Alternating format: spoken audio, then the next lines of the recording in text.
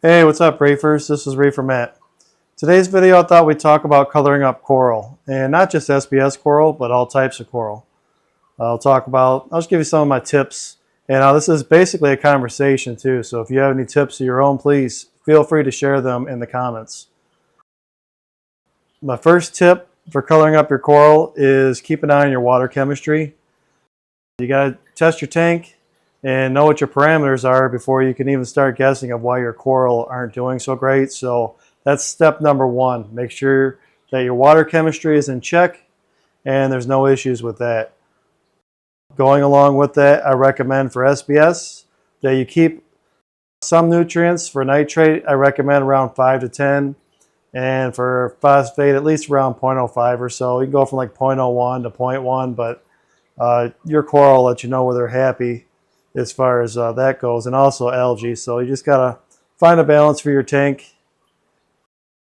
Just go with that. But if you're finding out that one of your nutrients is bottomed out, that could also be a reason why your corals are not so colorful. You can see here I have some cool 24K Leptocerus. These things are seriously orange.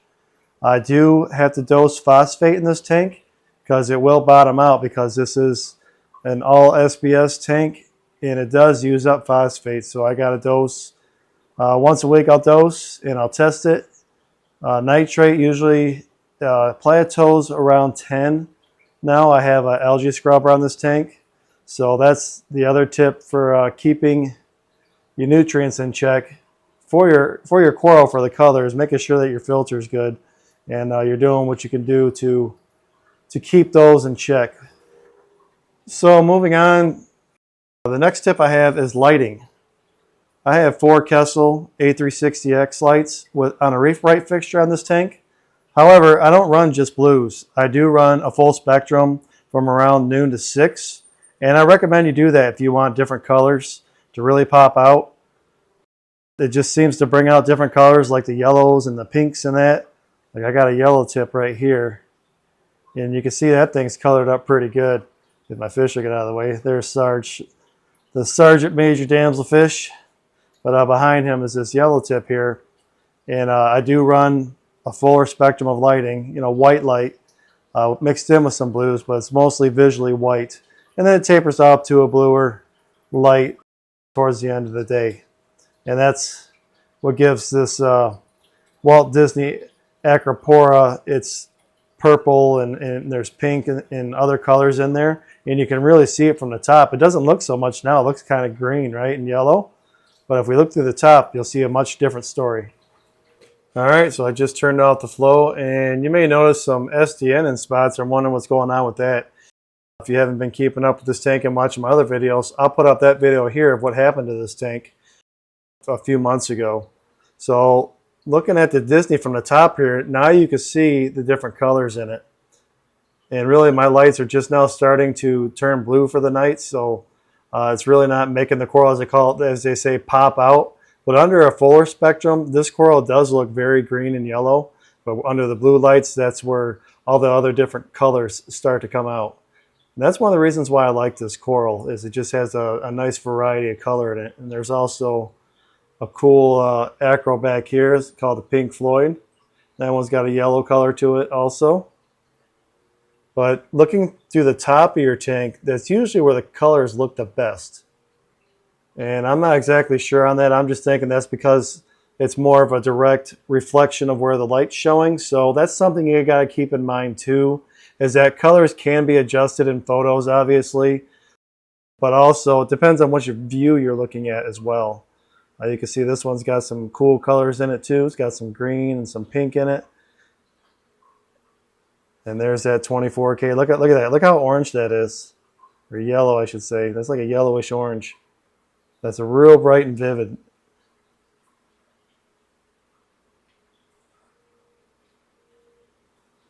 And there's that yellow tip there. The top of it. So you can kind of see down. You can see all the different colors inside of there. And this acro down here, it's been brown for a while, but I'm starting to see some blue tips on it. So what I attribute that to is keeping an eye on my nutrients and also lighting and flow. So if you have coral that are browned out, the reason why this one's browned out here is because it's lower in the tank. I don't run a lot of par in this tank. At the top, it's around 300. That's it. In the middle where this thing is, it's around maybe 150 to 2. So that's why this coral is not as bright as it could be. Also, flow plays a part in that as well. If you have low par and high flow, it'll cause your SPS corals to brown out. So you kind of got to find the right balance for that. And there's some more bright and vivid corals there. So yeah, as far as SPS go, I attribute that lighting, flow, and nutrients. You take care of those things along with, obviously keeping your alkalinity stable.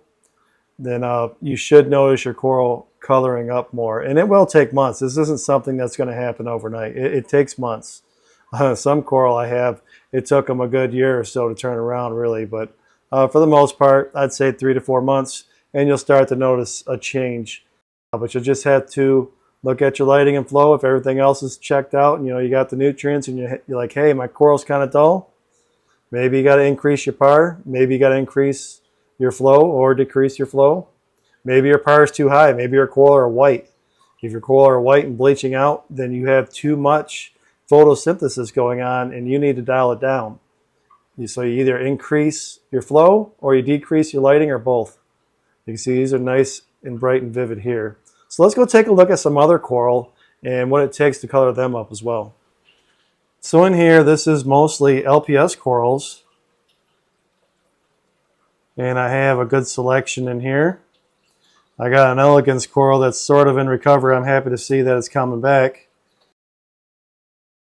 But a lot of these coral in here, I had them in another tank. I had them under Kessel lights. And the lights that they're under now, these are the current R24 lights. And these things really have a different spectrum as compared to the Kessel A160 lights that I had. So the coral in here, when I first put them in here, they just turned like a really off color, like basically brown. And they just were not looking good and doing good for a lot of them. And what I ended up doing is just keeping my water parameters in check, just making sure there's nothing too out of the ordinary. I got to recheck a few things today, but nitrates aren't crazy high in this tank.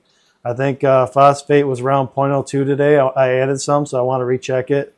And alkalinity is usually around 9 in this tank. But as far as the colors, all I did for these LPS, I do feed them, but I make sure that I try to match the lighting and flow. There's a lower par in this because you see how high those lights are above that tank. That's a good, at least a foot, maybe a foot and a half, maybe not quite as a foot and a half, but off the surface of the water there.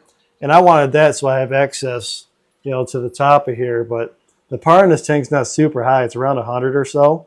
So I make sure that I have lower flow, because if I had a lot of flow in this tank with that low par, I would have a lot of brown corals.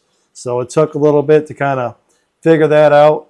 And I think I have that pretty much dialed in. And like I said, I also do feed these coral. So that helps as well for LPS. They love to be fed. I'll just take a look at some of these guys. And even my Goniopora here, I never used to be able to keep Goniopora, but I can now, and they're nice and bright and vivid. And I see I got a little bit of hair algae I got to take care of back there as well.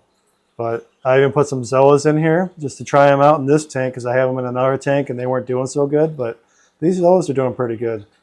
I'm going to have to adjust the flow on that guy because those are all closed up right there. So I'll have to turn the flow down a little bit or move them. But yeah, for LPS, just match your lighting and flow. But LPS in general, they like lower of both. So you got to make sure you're not giving them too much flow or too much light or not enough light. It's a balance. If you give them too much light, like SPS corals, they'll bleach out on you, and that's how you'll know they're getting too much photosynthesis going on. They're bailing their zooxanthellae out. So that's where you would make that adjustment to lower your lights or increase your flow. But with LPS, you can go ahead and feed them too, and that does help. Also helps them grow too. Check out these torches. I like torches too. But that'll take care of the LPS tank and colors with that. And let's look at some softies. All right, and here is the predominantly softy frag tank. And excuse my mess, I got to reorganize this tank. I'm going to dial back on Zoas and kind of consolidate them to 1 or 2 racks. But softy corals are actually the easiest to color up because they are very tolerant of lighting and flow. However, I suggest starting them out in lower lighting. Like this tank is only getting about 60 par. And it's got some flow, it's got moderate flow. So with the Zoas and that, I recommend keeping them at a lower par and gradually moving them up or increasing your lighting if you choose to. But you can also keep them in a lower par and they'll color up just fine. You just got to make sure that you keep your nutrients a little higher. I keep this tank around the 40s for nitrate, and it's like 0.15 for phosphate, just to give you an idea. So they got a lot of nutrients to work with in this tank. And I believe that it's sort of a ratio. Because of that, the less photosynthesis going on, they need that extra bit of nutrients to feed their zooxanthellae and get the colors that you see here. And maybe that's wrong. That's just a thought. Go ahead and let me know what you think. But softy corals are the easiest to color up, but they're also the easiest to mess up when you put them in with other coral like SPS. So you got to start them off in lower light and then gradually move them if you have a tank that already has high light and high flow. Check out this toadstool here. This thing's huge. But yeah, there's not a lot to them. I just recommend doing your water changes if that's what you do. The cool bounce there. The thing with the bounce is you might notice I keep it directly underneath the light. So I don't have it off to the side. It's right in the middle of the light beam because I want that, because that can tolerate more light. So I got that right underneath it so I can get the most available out of that light there instead of over here in the middle. But yeah, there's not a lot to coloring up softies, but it is possible to have browned out is okay. Browned out is alive. When they start bleaching, that's when you got to get really concerned because that's when they can die. So don't worry if your corals are brown. You can gradually color them up. All right, well, I just wanted to show you my little SPS Frag collection here. And I got some cool, colorful Acropora here. And this tank follows pretty much what the 75-gallon SPS tank is as far as parameters go. This tank might be a little higher in light because I had the same lights for this tank as I do the other tank, but it's a lot shallower tank, so I don't clean the glass too much on this tank because it's a frag tank, but I think there's more par in there, and I have mapped it before, but I just got to watch it in this tank because there's not as much flow in this tank as the other tank. It's close, but it's just not the same. So I got to be careful that I can't just assume everything's the same and keep the same lighting schedule and everything as my other tank. Check out this acro here. This one here I've had for, I don't know, at least 4 years, and it was just green and brown. But now I'm starting to get some little purples if my fish will stop splashing, and pinks, and there's some green in there. So I thought that was pretty neat. And the only thing I attribute that to is just leaving it alone. It's changed over the years, but finally this tank has started to turn around as far as everything because I just basically, like you see my glass, I don't really do a lot with things in here. I just leave them alone. It does get some algae here and there, but I just make sure alkalinity is stable, nutrients are there. I have to dose phosphate in this tank too. As you can see, there's some more of that 24K Leptocerus back there, and some other Montes and Stylos. I just make sure that the water chemistry is good, and I try not to burn them out with the lighting. That's what I attribute that to. And then this elegance is huge too. And they just grow. I mean, there's not a lot of magic going on in this tank. That's all I can say. Is just sometimes you got to let them be, and they'll do their thing eventually. You just got to be patient with them too.